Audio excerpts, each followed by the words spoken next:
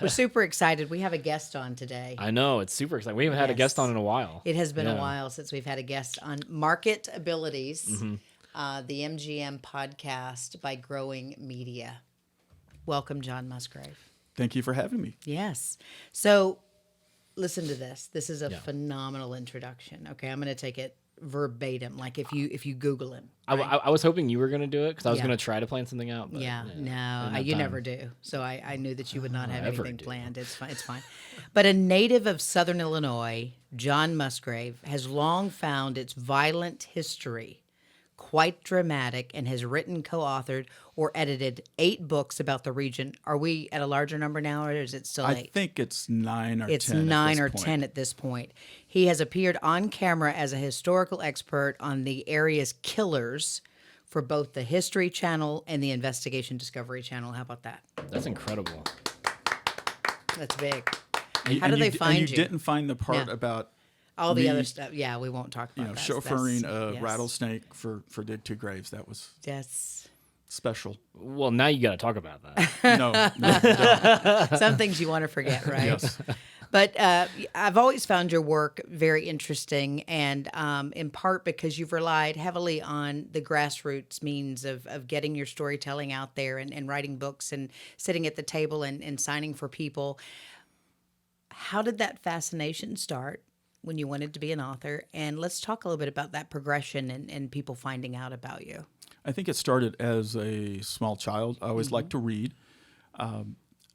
The first books I remember after Green Eggs and Ham and all the Dr. Seuss books was 2 childhood autobiographies of Abraham Lincoln and George Washington. And they were written at that level of Dr. Seuss practically. Wow.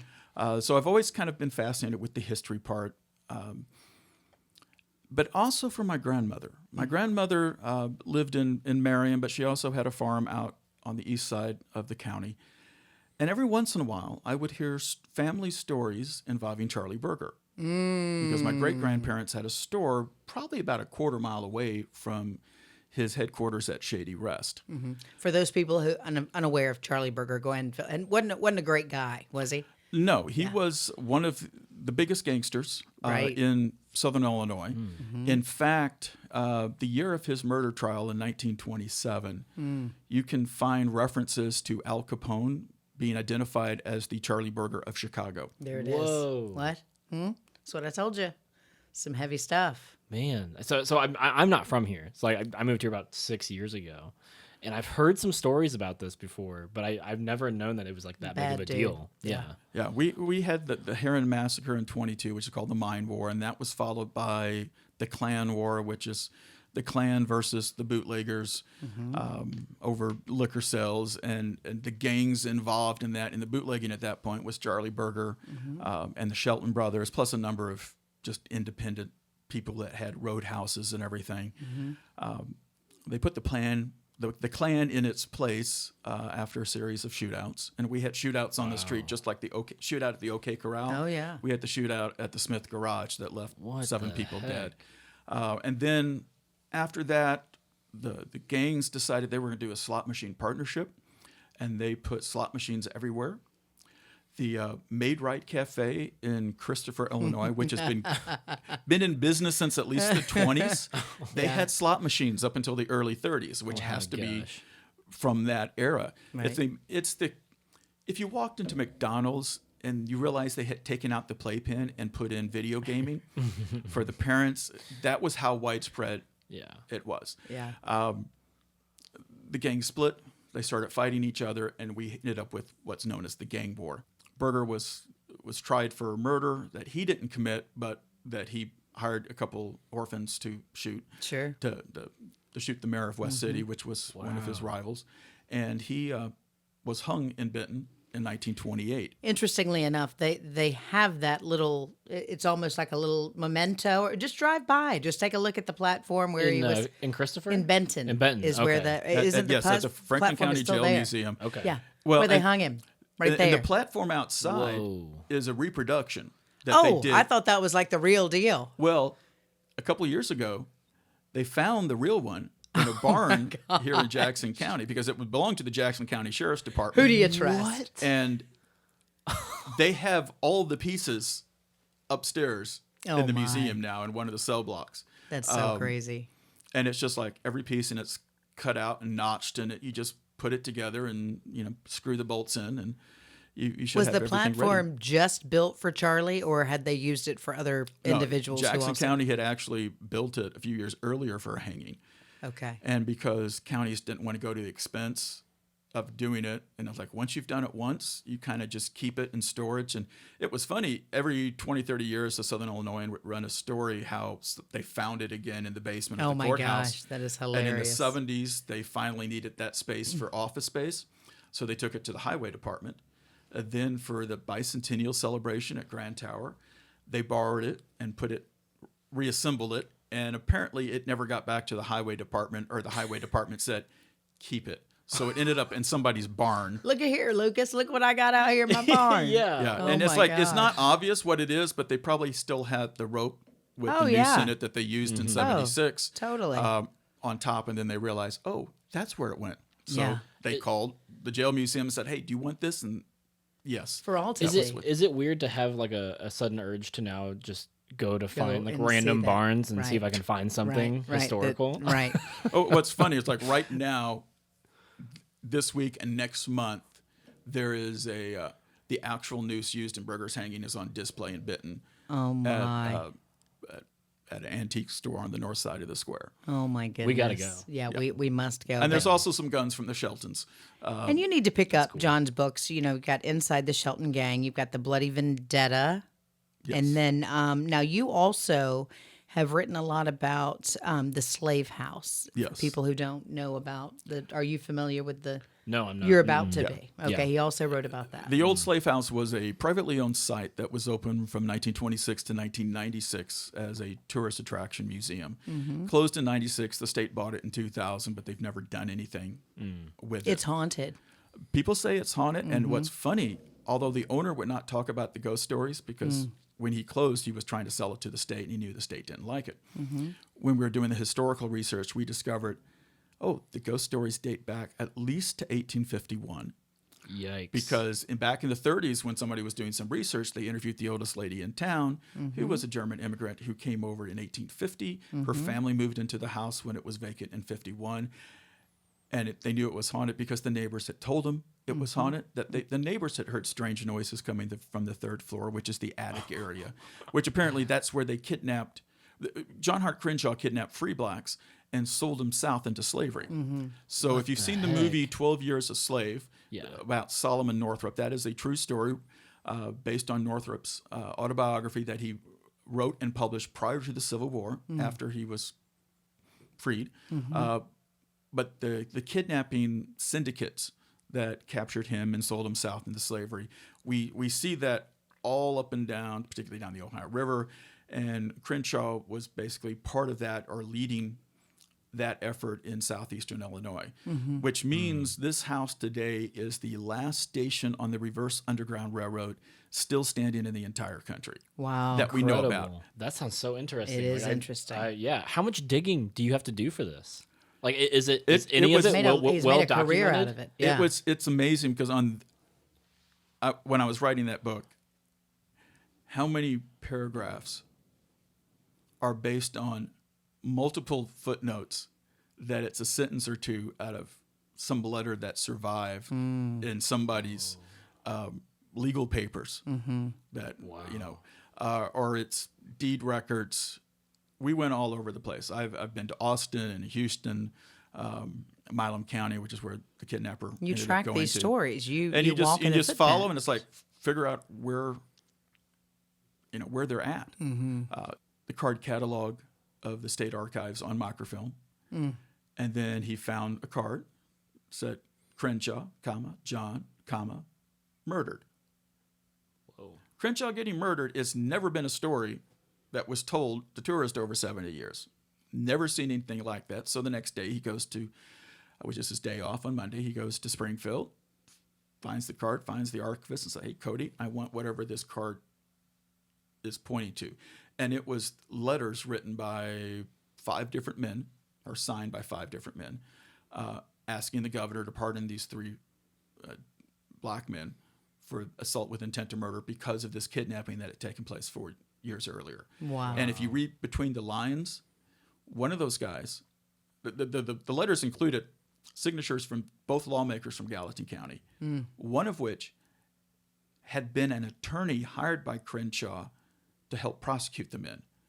Because he noted that Crenshaw employed the entire bar for the prosecution. You do business where you can. And they actually had to wait another term of the court to find an attorney for the defense. And they finally found some old school teacher who once been admitted to the bar that had a drinking problem. He'd been admitted to more than one bar, apparently. To work with the prosecution. Dun-dun, dun. Yeah, that was really good. I got that. Which one of these buttons is that sound effect? That's it. There it is. Yeah. Lucas knows. Yeah. I'll give you a signal the next time I come up with one of those. That's so good. It's crazy. And the fact that, are you having to submit these things, or the History Channel and some of the big broadcasts, they just find you based on some of these books and such? Because these are things people are just fascinated by, obviously. Well, it's amazing. For the History Channel, the Slave House closed in 96 on Halloween. We've found, November, early December was our busiest time period. We printed our initial findings in Springhouse Magazine. I was a reporter at the Daily Register in Harrisburg, so I was able to get that out through the newspaper. We brought in somebody from the National Park Service to look at the site between Christmas and New Year's, and he basically said, if you can prove it, you've got one of the key sites in the country to interpret slavery. Because it was all the exceptions to the rule. Slavery in a free state. It was the use of indentured servitude rather than actual outright chattel slavery. We had the problems that free blacks were facing. A lot of people didn't realize we had free people of color prior to the Civil War. It's like, yes, we had thriving communities. And over time, as we find more and more, we've identified more than a little over 100 victims of kidnappings or attempted kidnappings in the Wabash, Ohio valleys in southeastern Illinois, and Crenshaw's connected to over 60 of them. Look at that. That's crazy. See, that's why you have to have people like Jon Musgrave to document. I mean, it would be lost. Yeah, I would never you would even never known about any of this. Known. Yes, and you would not know that you needed to go to Barnes and find the. What has been your favorite, or maybe 2 or 3 favorite parts of the journey that you've been on? Discovering, points, yeah.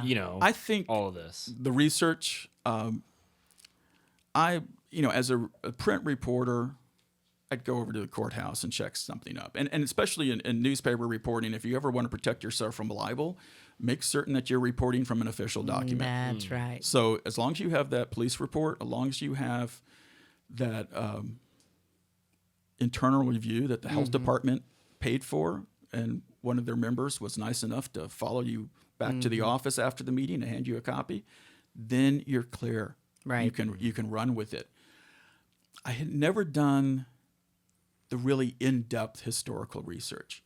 And Ron Nelson, who was the guy who actually started doing this research, he'd done decades of church histories, and especially the early 1800s. I mean, we'd run across the name, and it's like, oh, yeah, that's so-and-so. He was a messenger to the Muddy River Baptist Association conference in 1832. I mean, he was that familiar that time period that he would recognize people.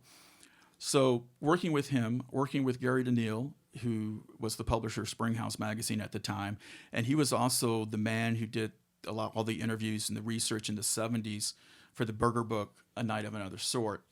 And getting to hear stories every once in a while as we would drive into Kentucky or go up to Champaign or Springfield. And it was something that I wasn't used to. And then you had asked me earlier, it's like, how do we get on the History Channel? That was in 96. In 97, the summer of 97, we heard this rumor that the History Channel was going to shoot a movie at Cave and Rock. And there's going to be some people down there this weekend, or the weekend coming up. So I went down there. It was also the dedication of the Ohio River Scenic Byway. Right. So there's events going on up and down the river.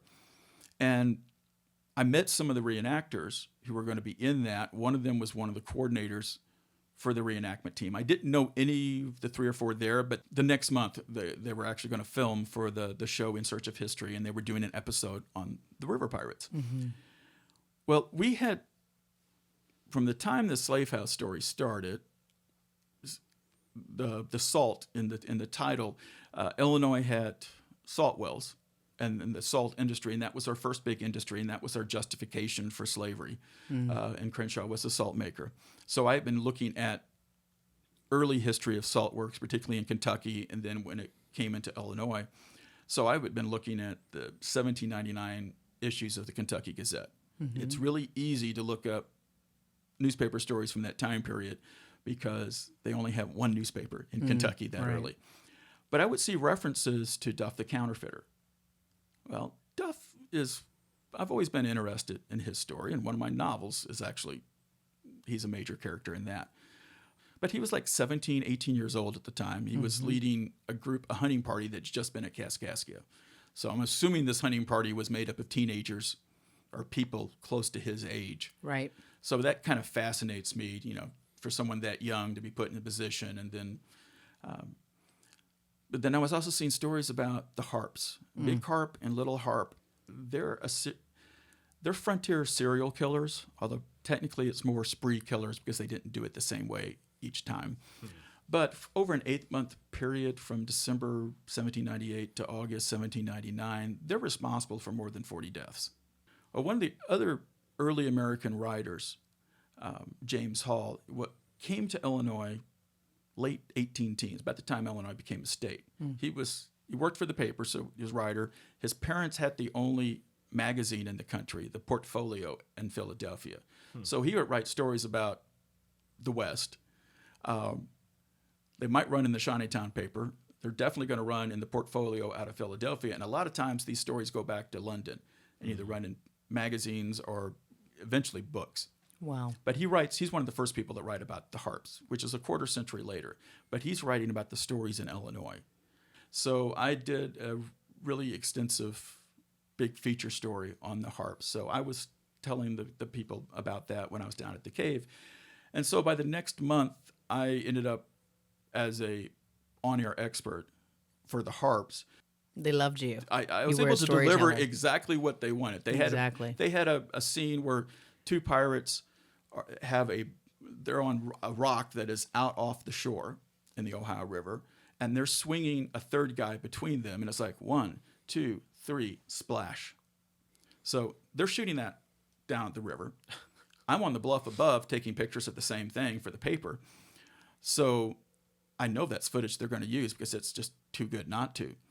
I knew they were going to ask me about what's the difference between river pirates and, what everybody else thinks of pirates. Yeah. So I was able to come up with the phrase, it doesn't matter if it's pirates on the Ohio or pirates on the Caribbean. Right. Either way, you could find yourself in a watery grave.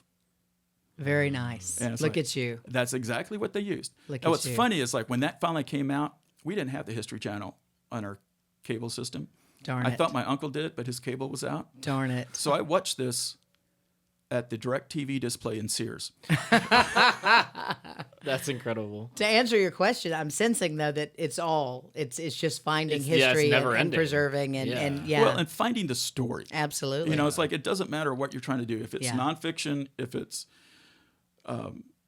screenwriting, which I'm doing, if it's writing a novel, or even commercials. Right. It's like, what's your story that's more interesting than just a series of facts? And everybody has a story, But I think it's so interesting, and maybe we're seeing it happen in front of us. The name of this podcast, MarketAbilities. How can we afford to continue to take care of people like you? You have a desire to go out and encapsulate and keep these stories for us forever. And I think Hollywood and directors like yourself and writers, that's why we're seeing more of these period films and these period series, because there's a lot of truth in that. And maybe, the names have changed, but the stories are the same. Yeah, about 10 or 12 years ago, maybe a little longer, I was approached by a St. Louis filmmaker with roots in the region. I was tourism director at the time. That's why they were reaching out to me Little in did they Williamson know. County because he wanted to do a script and maybe do something on our Bloody Williamson, our 1920s history.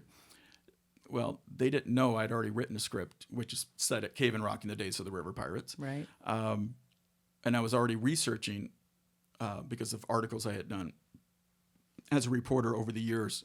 I already knew some things that weren't in the books. So we ended up getting together. Did you sell him the and script? write a script. No, we wrote the script Okay. together. And we put too much in it. Okay. We weren't following kind of the standard rules of Keep it identifying sexy, a character, keep the focus on that. So we split it. We're going to do End of the Heron Massacre up to European Hotel Shootout, which technically ends the Klan War at that point, and then start with, there's a big revival after that kind of, it's more reconciliation, which is desperately what was needed. Too bad the gangsters didn't actually attend. Imagine that. Yeah, and then go all the way to Burger's Hanging. And again, that was better, but it was still way too much in it. I pitched this project a few years ago, and I realized then, it's like, I need to pitch this as a series. I need to figure out. well, I need Has to to, be a series, yeah. because we can focus on, there has been more interest. And I'm thinking, what have I done that I could, turn into a thriller? Sure. And I got the idea, it's like, oh, let's do this, but I don't want to do it in the 1830s. Let's take it up to the 1960s, where the Cave and Rock ferry is the same ferry. Yeah. The barges look the same. They just use a smaller barge, They still have the boat they were using in the 50s. Now they have two bigger ones that they use most of the time. Like, that could work. And I just outlined the story and made it into a script for a feature. Even if I don't sell this will be turned into a novel. Well, Because absolutely. this is, Yeah. because it leads to different issue with marketing. right. When I do regional history books, I sell in the region that I'm writing about. Right. Because that's where most of my readers are at. Sure. The People, interest, if I'm right. writing about Southern Illinois, it's Right. people who are from Southern Illinois or live in Southern Illinois or Right. whose ancestors were in Southern Illinois. Right. So I do that on my website. I do that in local retailers and mostly non-traditional retailers because tourists like nonfiction, regional history about where they're going. Oh, sure. My best places are Garden of the Gods Outpost, which is next to our number one tourist attraction, Garden of the Gods, and on the east side of the forest, and at like Giant City Lodge, which is one of the top attractions over here on the west side, or the Mach 1 truck stops along Interstate 57. Wow. Because they Interesting. get a high turnover of visitors, and they're all tourists for the most Right. part. And because they're on the interstate, they're big enough, they actually do a lot of retail stuff anyway. Yeah. Now, for novels, it's different. The one novel I've done, The Counterfeiter's Son, which is set at Cave and Rock in the days of the River Pirates, it hasn't sold nearly as well as my nonfiction. But that's because it's on the shelf with nonfiction books. Right. Even when I'm doing a book signing at some big event, I talk about the Old Slave House book because it's the one book I've written myself. It's nonfiction. It's the biggest book. It's it was a hardcover. This one isn't, but it's like, it's the most expensive book. Obviously, I'm going to promote this one. Then I'm going to promote the books, the 3 Bloody Williamson books Right. that I've co-authored. Then there's a couple that I've edited. Then there's 2 books that I published for other authors. And then there's now, in the last few years, there's books that I'm distributing for even more authors. So I'm telling all of that. And then I get around to the novels. Yeah. And by that point, I'm exhausted and the customer's exhausted. So while it's a young adult novel, I would say 90% of the people I've sold it to and the readers are adults. Older. Yeah.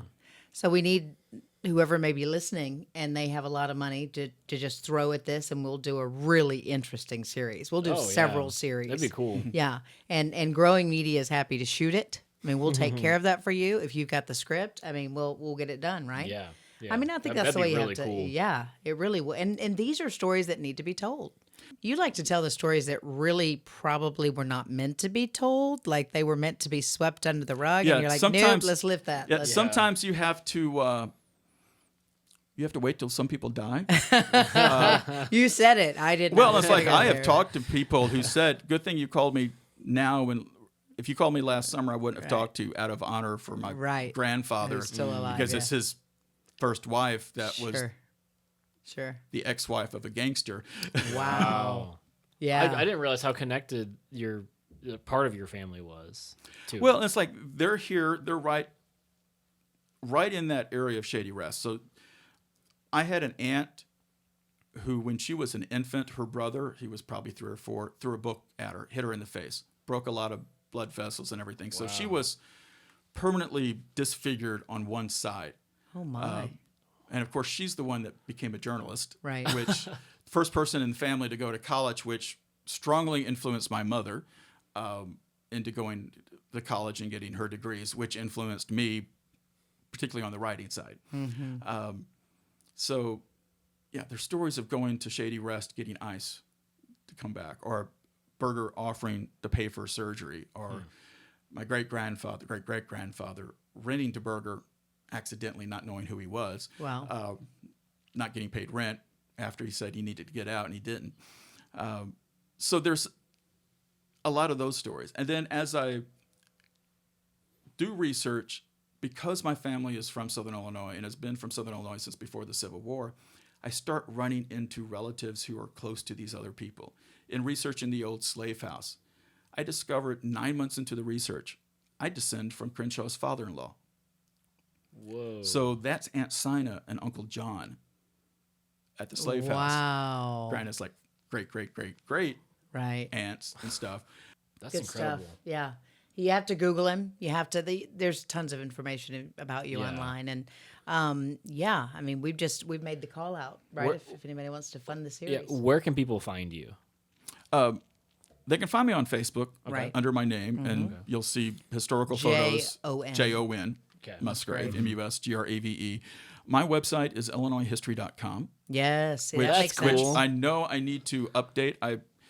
Just the it's fact shocking you got to- that URL. Wow, Well, the website's over 25 years old.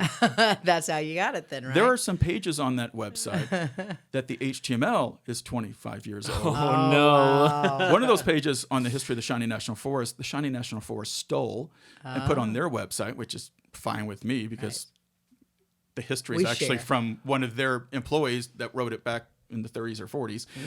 But they could have asked. Well, they could, and it's like I discovered it later on, but it's just looking at the code and it's like, you still have my update information. But it's a simple a page you could do back then. Right. And it's like, oh, I got to revamp it. Very nice. Okay. Yeah. Well, And then are you on any other social media, Instagram or? I am technically on Instagram. Okay. I think it's Rocking Cave or something, but I don't do a whole lot on that. Okay. Although I think some of my Facebook stuff may be posted on there. okay. I just used both of my Twitter accounts for the first time in months this week. Yes. There it goes. So Okay. Cool. And I will link all that stuff down in the description of the podcast. So if you guys Awesome. want to go find him, you guys Yes. can read all of his books if Please you want to do. know about history of Illinois. And then some of your novels. Or have you written one? How many have you I've written one novel, Okay. which I'm getting ready to relaunch later this year Oh, and put cool. it on Amazon that's because nice. I've had books on Amazon, but I've never focused on that because on Mm-hmm. nonfiction, Right. regional history, Yeah. I put it on there. So the book sells from 3 copies a month to 6 copies a month. Sure. It's just Right. one more. It's just like having another store. Sure. For fiction, it's a national, international audience. I have to go on Amazon. So I have watched more podcasts and webinars in the last 2 months than I did all through COVID, trying to figure out what are the best practices? What do I need to do from the writing standpoint? What do I need to do from the cover standpoint? Right. Picking the category. For regional history, it doesn't matter. On Amazon, it's state and local history. That is the category. I will never be a top-ranking book because somebody write local history in New York. There's just a whole lot more readers for that. Right. But fiction, this is a historical fantasy coming of age. Right. But if I look in young adult coming of age, the top 20 books, 7 of them are Harry Potter. Of course. And Of course, most of the yes. others, and the same thing, Yes. fantasy, young adult fantasy. Yeah. Okay. Harry Potter, and it's like it's like, okay, no, we are not putting. You're not going to be classified. It's like we're going to in go that. down a couple levels. Right. You know. Yeah. Right. All right. Well, it's been insightful. Yeah. Different world. Yeah. Right. Yeah. I don't even know what to think right now. I know. I've got so many thoughts I can running through tell my you're a head little about shell-shocked. the crazy stuff that's happened in Southern Illinois. All right. Well, find it, learn more, and thank you so much for your time. Well, thank you for having me. Okay. Until next time. But